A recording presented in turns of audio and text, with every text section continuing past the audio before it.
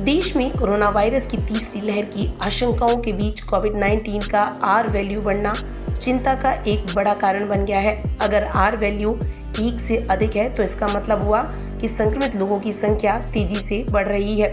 इसे महामारी बढ़ने का चरण भी कह सकते हैं। दूसरे शब्दों में ये कहा जा सकता है कि वायरस तेजी से फैल रहा है। चेन्नई के गणितीय विज्ञान संस्थान के शोधकर्ताओं ने इस बात का खुलासा किया।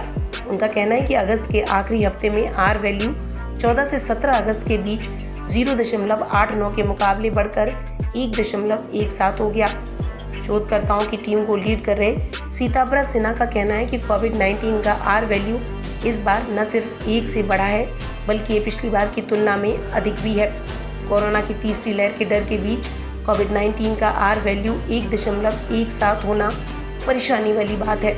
देश के कई राज्यों में अगस्त के आखिरी कुछ दिनों में आर वैल्यू 1 से अधिक हो गया है।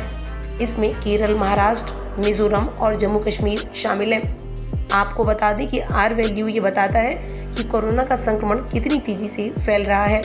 ऐसे में आर वैल्यू का 1.17 होना ये संकेत दे रहा है कि कोरोना की तीसरी लहर देश में जल्द आ सकती है। आर वैल्यू को लेकर कुछ और बातें आपको बताते चलते हैं। इसको आपको पूरी तरीके से समझने की ज़रूरत है। रिप्रोडक्शन नंबर यानी आर वैल्यू, किसी भी बीमारी के फैलने की दर को रिप्रोडक्शन नंबर यानी आर वैल्यू कहते हैं। विशेषज्ञों का कहना है कि एक संक्रमित व्यक्ति से औसतन कितने लोगों में संक्रमण फैल सकता है, यही आर नंबर है। इसका मतलब होता है संक्रमण दर।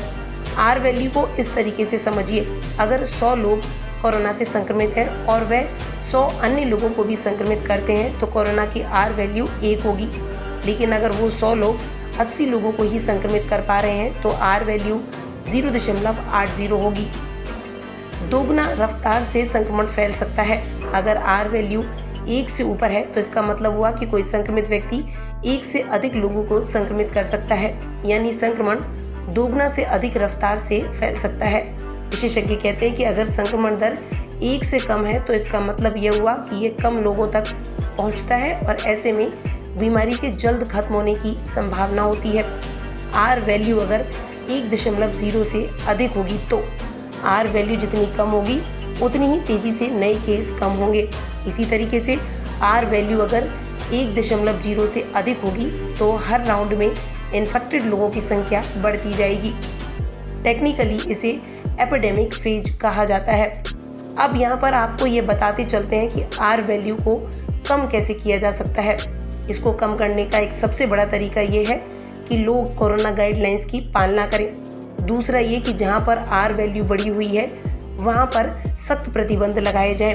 विशेषज्ञों का कहना है कि लॉकडाउन या सख्त प्रतिबंधों से ही आर वैल्यू को काबू में रखा जा सकता है।